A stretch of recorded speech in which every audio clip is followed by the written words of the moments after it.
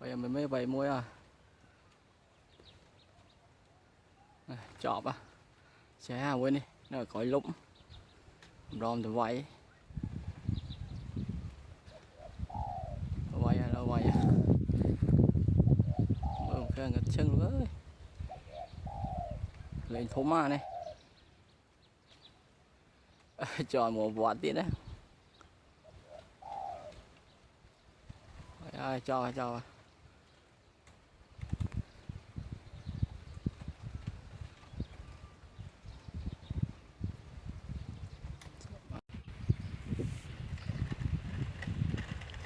em mới ơi này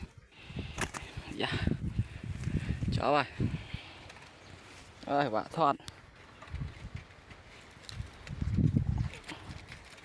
này cho ơi nè có đây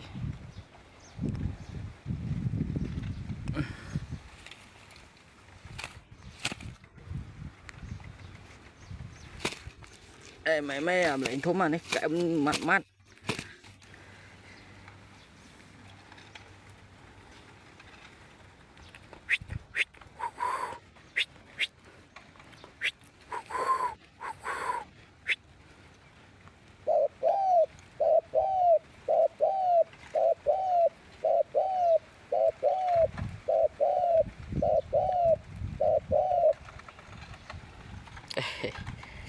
gặp thì mui bê bê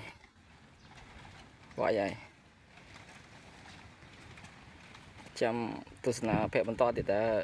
miền phải màu đỏ đa vậy mà thì ăn mày